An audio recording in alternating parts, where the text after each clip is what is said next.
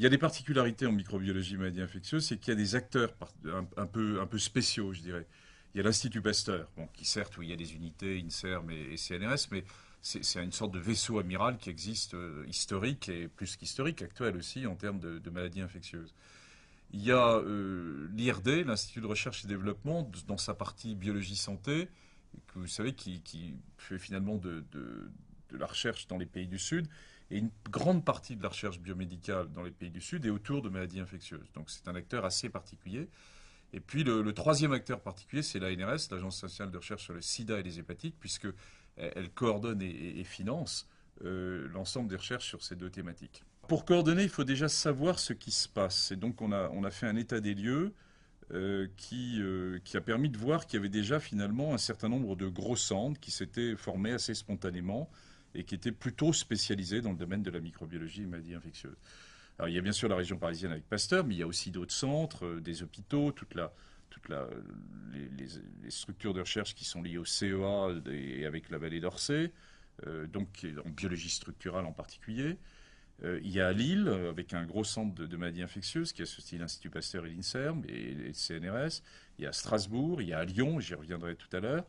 Et puis, il y a aussi à Marseille et également à Bordeaux dans le domaine de santé publique. Alors, est-ce qu'on peut exister en dehors de ces structures? La réponse, oui, bien sûr.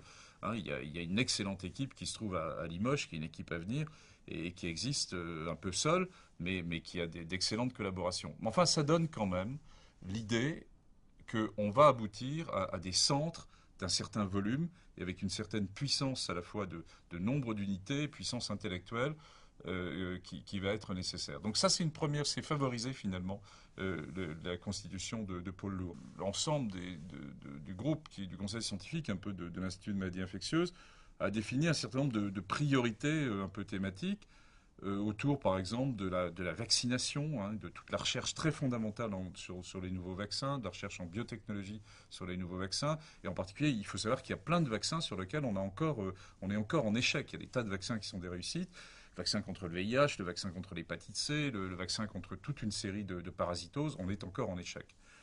Ça, c'est une première approche. Tout ce qui est autour aussi, en France, on a beaucoup de choses sur, une fois qu'un virus ou une bactérie est rentrée dans la cellule, sur comment ça se passe, comment il dérégule toute la biologie cellulaire de l'autre, comment l'autre réagit en fonction de tel ou tel aspect de son génome.